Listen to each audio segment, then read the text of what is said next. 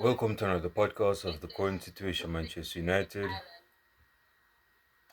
Manchester United lost 2-0 away from home to Wolverhampton. It was a disappointing it was a disappointing reaction. Not a reaction, but it was a disappointing performance to begin with because where we are in the table, where we are in the season in the Premier League, it goes without saying that we should have gotten this. We should have gotten 3 points in the bag playing against Wolves. Wolves is like what 19th, 18th place, but 18th place or something. I think either 18th place or 19th, and we're in 13th place. It doesn't look good for us. I can't lie, it does not look good for us. Now, I am going to be lenient and say that Amorim needs time. No, it's a cliche, but he's a new manager. He's been here for almost 2 months, not 2 months. We sacked everything Hog in early October, and Van Nistelrooy was here for a couple, about like 2-3 weeks. So he was here since what, November. So he's like here for like a month now. Amorim, I'm not going to get on him as yet, but he's at fault somewhat as relates to the tactics, which I'm going to get into. So I watched this game. We should have gotten at least 2 goals, bro. We should have gotten 2 goals. We're trying to play aggressive with Wolverhampton because they were trying to, penetrate our defense, and we couldn't allow that. So, give me a second. Give me a second. So the thing is this: to say we need to do better, it's very cliche. I'm lost for words because it's not like we didn't play our strongest 11. We played our strongest 11. We had Maziria's right wing back. We had Lenny Euro, who is not a main starter, but he started in this game at right centre back. Harmagoya started, and Lisandro Martinez started with Dalot at left wing back. In midfield, we had Kobe Mino and also who was it? Kobe Mino and Ergate in midfield. And then we have Bruno Fernandes on the left with Hoyland and Diallo in the attacking three.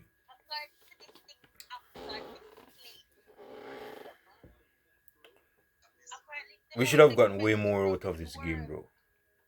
Yes, it was a nasty game, and the weather is not so kind. But at the same time, I suppose we should have gotten goals in this game, and we should have beaten them. We shouldn't have lost this. We're not in a position to lose no game, and we're going to drop. We're planning to get relegated this season. Is that our goal this season? We scored no goals in this game. I don't even think we had a plan in this game. So disappointing, man.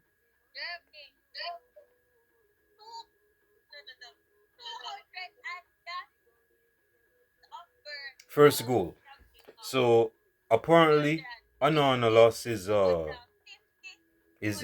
instinct in terms of pointing out the ball, because when the corner was taken by Kunta or the number 10, that number 10 caused problems for Manchester United. Manfaki actually caused problems in our first game of the season last season, and because he caused a lot of problems for us last season, our first game for the season, and this season in today's game, it wasn't any different. It was the same. It wasn't it. I mean, Hoyle to concede 2 corners, man. I mean, he didn't even concede the first corner from Son last week. But the point is that shouldn't have scored to begin with. As a goalkeeper, no matter who is in your way, you have to be dominant. I'm not a goalkeeper. I'm not even a goalkeeping coach. So I don't know. No, I don't even know a thing about goalkeeping. But at the same time, man, you think Neuer in his prime in 2014 would have conceded a goal like that? Not never, never. Even Kasper Schmeichel, the son of Peter Schmeichel, wouldn't have conceded a goal like that. because they would have made themselves big. They would have punted out the ball. They wouldn't have allowed any player to try belittle them in the box. Because in the box, that is your domain. And because it's your domain, you have to be dominant in your domain so that no player can, use me, try to push you or try to get one over you to score against you. But that is what happened, man. And then the second goal, I mean, Bruno Fernandes got a red card. That's his second red card, by the way, in the Premier League, is it? No, that's no. The other one got overruled against Tottenham, where Madison fell to the ground and started crying. And yeah, but yeah, it's his second red card in our competition because he got one in the EuroLeague, and this is his first in Premier League. Now Bruno Fernandes has to work on his temperament, especially when he's the captain, so he has to work on that. Um, but what did I say? What did I say? I said that if Bruno Fernandes, if he's not in the side, if he's not, if he's suspended, which he is right now, we're going to look toothless. We're not going to produce nothing in the attacking third forwards. We're not. This is not a 2018 or 2016 Christian Eriksen where he can dictate the play as a number 10 and link the midfield with the attack. He's not that player no more. No, I'm not saying that he's not good. He's still good, but in a high temper, in a high stressful, competitive, aggressive league like this at the moment, he can't fit that bill. And that is why Bruno Fernandes fits the bill because he has the energy, the tenacity to thrive there. And Ericsson doesn't. But the fact is this, with him suspended now, I don't even know how long he's gonna be suspended. Probably for like 2, 3 games or so. I don't know. But if we're going to have problems, man, it's like we're on this slippery slope and it's like there is no return for us. I'm not being dramatic. We can return, but I'm saying we're losing games. Our morale is not on point right now. It's not through the roof right now, is me. We're losing games left and right. And even the win we got against City, and even the attempt comeback that we did against Tottenham in the Carabao Cup is not enough. It's not enough.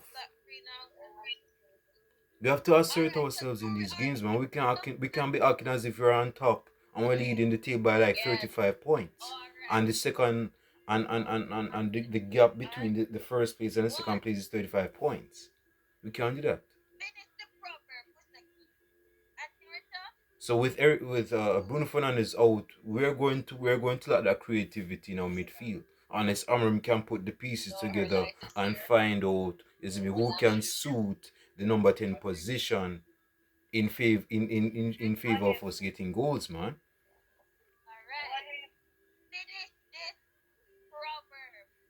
And then before the game go finish, them go get a second goal. Because we were trying to go for it and we had all the players up. And we had what? The Sandro Martinez, the only defender up there, so and him go score two. It's embarrassing, man.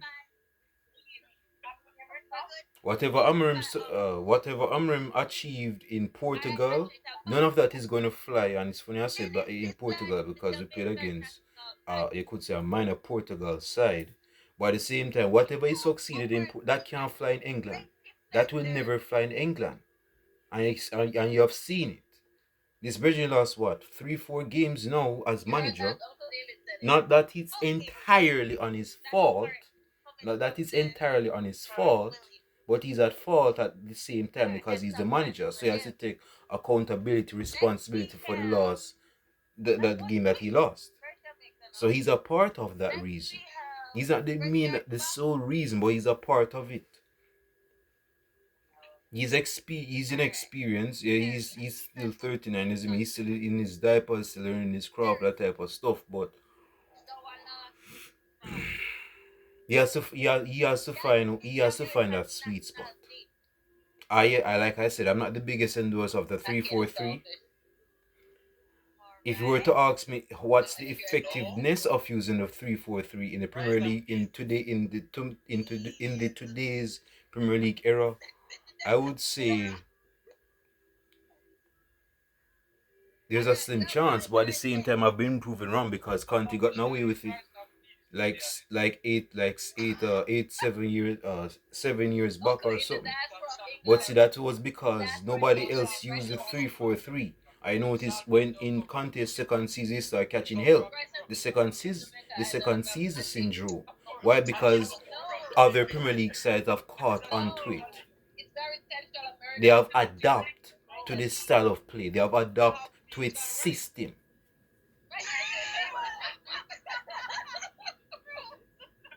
Is me so?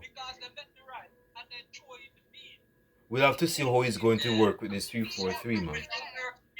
Because we don't have all time, we don't have the time to waste on Skylark or experiment. Again, we're not in a science lab.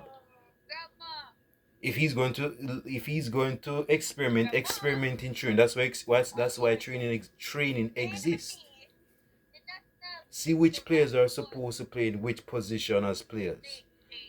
Look at the tactics you need to use when you're attacking. Do you want a wing box to stay wide when them crossing, or you want him to play narrow? Is the number 10 going to be a part of the attack? All of those stuff he needs to go through, man. And it's not an easy job for Amarim. That black here of his is not going to be black forever. I'm telling you. He's a manager. He's Manchester United's manager. And he's going to need. I'm pretty sure he's getting coach advice from other whoever is going to help him get, try to get back on his foot. But it's not going to be an easy one though.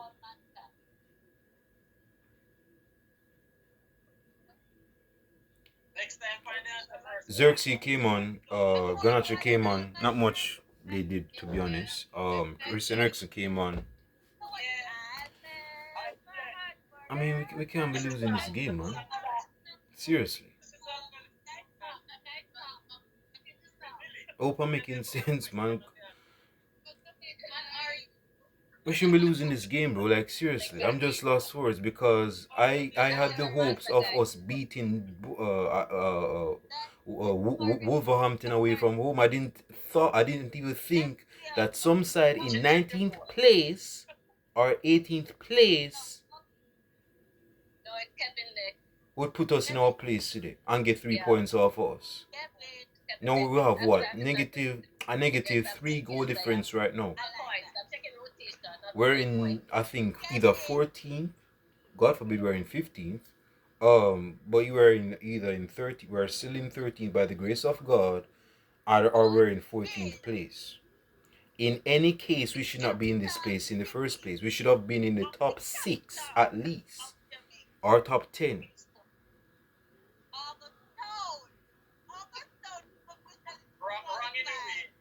So if Amram feels that some players need to be ditched from the side, now here's the thing. Some players have been catching criticism from the United fans like Kobe Mino. No, Kobe Mino has not been playing to the optimal he hasn't played to his optimum best. He has not played to the levels that we know that he can play at. He has not played at that level, especially in recent games, and that is why he's catching the hell that he's getting. Wrongly or rightly, I'm being objective and I'm being down the middle. I'm being constructive right now. Yes, Kumaino deserves criticism. He needs to play better. But I'm not, at the same time, I'm not going to cook him and say he's not good enough. And that is what I'm seeing online. He is good enough to play. Now he's not good enough to maybe start all the games. He's not good enough to go at that level, but he's good enough to start some games. And I believe he will get better and better. But stop overhyping him at the same time. That is not what I do. I'm not done with that, man. I'm not done with that. I'm not done with that. Because see, this is the same thing. When you're overhyping players, when you're giving players the overhype, they're going to have this preconceived notion in their head that they're good enough as is. So they're not going to have the motivation, the willingness, the drive, the determination, if I didn't say determination already, to be better players. So they're going to just play on neutral and auto drive. They're not going to drive themselves through the roof and play better or to become better players. Because they're giving them this overkill of validation, man, that they don't deserve at this time. At this time, they don't deserve that validation. They need to work them way up. They need to continue working on them craft. And let me say this about Anthony, because Anthony not getting away with it. What is this Brethren's value to Manchester United? And that's a serious. I'm not being facetious. I'm not being joke. I'm being dead serious. What is his value as a player? Cause I see this Brethren doing skills on the right wing, but he's not going nowhere. This Brethren is going down a street called nowhere fast. He's not. I mean, I'm not saying he's a trashy player. Maybe, yeah. I mean, you know.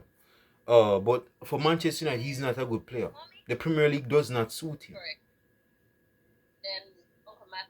He's been a woeful player. I have to say that. Anthony has been a woeful player. I can't I can't say otherwise, and to say otherwise would be lying, man. I can't, and that is not nothing against Anthony. But even if he look in himself and look in that mirror and look at himself in that mirror and say to himself, say that he's not good enough, he's right. He's right. He's not good enough. He's not good enough for Manchester United. And Rashford that has been exiled for weeks now. No, I have to say this, and I have to say this with a broken heart, because it breaks my heart to say this, but I am semi-happy that we're going through this period, that we're losing games, because that's going to show us the players that we need to stick with and the players that we need to let go and sell. But the person's not ready for that conversation yet. We need to have this conversation, because these are the games we need to know the players that is going to be up for Manchester United when our backs are against the wall, when the conditions are not so handsome. Is when the away crowd is trying to get under our skin. We need to know the players that have thick skin, the players that have the mentality, the players that have the intestinal fortitude to go through that. We don't want players that are content. We don't want players that are laid back. We don't want players that are just competent with how they are right now. That is not good enough. So I am happy that we're going through this period, because it tells us the players that we need to keep, the players that we need to sell. This is a test period. And although I said that we shouldn't be testing out so forth and so forth, I'm talking in the context of testing the players that needs to be held onto and the players that should not be held onto. That's the angle I'm coming from.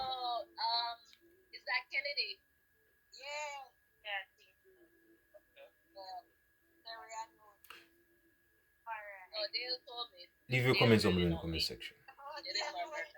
Leave your comments down below in the comment section. Like and subscribe to the channel. Leave your comments down below. Yeah, man. Disappointed in on one side of the coin, but on another side of the coin, I'm happy that we're going through this period, because it tells us the players, man, that we need to hold on to, man. The players. Okay, let me expand on this. The players that we need to sell, the players that we need to keep, the players that need to be starting, and the players that doesn't need to be starting. So that is, hold on, I'm in a family meeting, so if you're hearing some voices in the background, that's why. But like I was saying, bro, like on a Zoom, it's a Zoom meeting. But anyway, but yeah, we have to know where the players rank in our squad, man. Not just a name. It doesn't matter what name it is. I don't care if you're like Mbappe in the squad. If you're not good enough in certain games, you should not be starting, man. Because when we play away from home, these are the games we're going to encounter. But anyway, I need to go back to my family meeting, because I don't want them to think that I'm bitching them or something. But yeah, man, it's a disappointing. This man, we have our game next on what, the 30th of this month against Newcastle at home.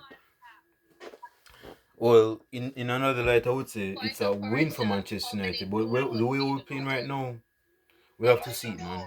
I can't say it blind and say that we go win the game. No, no. I mean, not saying that it should not be optimistic, but it to be realistic, man. How things are going right now, we just have to see. We just have to see. But anyway, leave your comments down in the comment section. Like and subscribe to the channel. I'm back. I have to go back to my my family meeting. I see you in the next video podcast. Brothers out.